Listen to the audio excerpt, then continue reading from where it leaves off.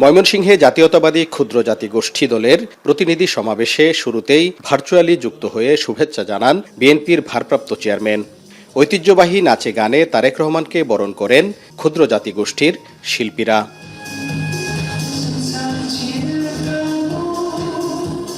সমাবেশে ক্ষুদ্র জাতিগোষ্ঠীর নেতারা বলেন, ইকোপার্ক প্রকল্প বা বন রক্ষার নামে ক্ষুদ্র জাতিগোষ্ঠীদের উচ্ছেদ করার চেষ্টা চলছে।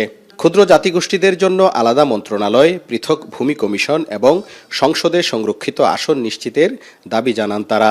আমাদের এখানে 5টা জেলা কমিটির উদ্বোধন করার কথা ছিল, কিন্তু তদানীন্তন স্বৈরাচারী সরকার এবং এখানে তাদের প্রশাসনে থাকা দোসররা নিরাপত্তার দোহাই দিয়ে আমাদেরকে সেই সুযোগটা দেয়নি।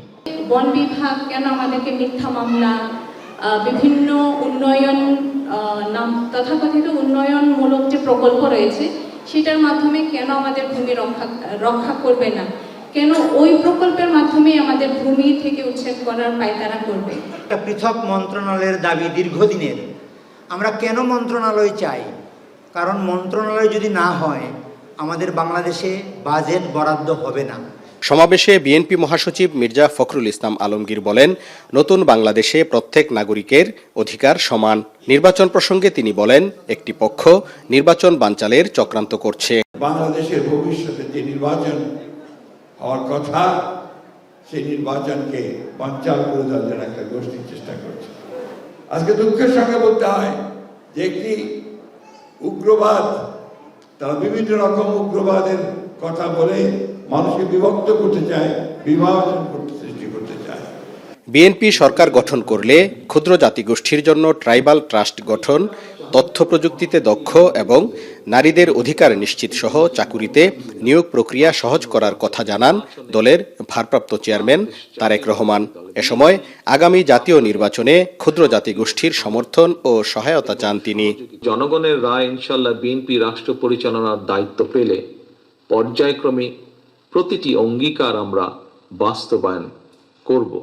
বিএনপি ঘোষিত সকল পরিকল্পনা বাস্তবায়নের জন্য দেশে কর্মসংস্থান এবং কর্মপরিবেশ নিশ্চিত করে দল, মত, ধর্ম, বর্ণ, গোত্র, গোষ্ঠী নির্বিশেষে সবার জন্য একটি নিরাপদ বাংলাদেশ প্রতিষ্ঠার জন্য আসন্ন জাতীয় নির্বাচনে বাংলাদেশ জাতীয়তাবাদী দল বিএনপি আপনাদের সক্রিয় সমর্থন এবং সহযোগিতা চায়। এদিকে 11 বছর পর নেত্রকোনায় অনুষ্ঠিত হল জেলা বিএনপির দ্বিবার্ষিক সম্মেলন। শনিবার সকাল থেকেই সম্মেলন কেন্দ্রে আসতে থাকেন নেতাকর্মীরা। ব্যানার ফেস্টুনে ছেয়ে যায় সারা শহর।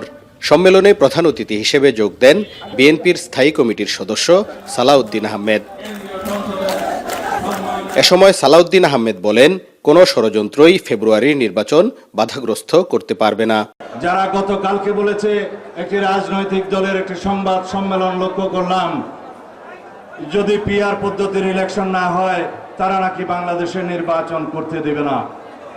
আমি আজকে আপনাদের সামনে ঘোষণা দিচ্ছি, আগামী 2026 ইংরেজি সনের ফেব্রুয়ারির প্রথমার্ধে রমজান শুরু হওয়ার সপ্তাহখানেক আগে বাংলাদেশের আগামী জাতীয় সংসদ নির্বাচন হবে ইনশাআল্লাহ।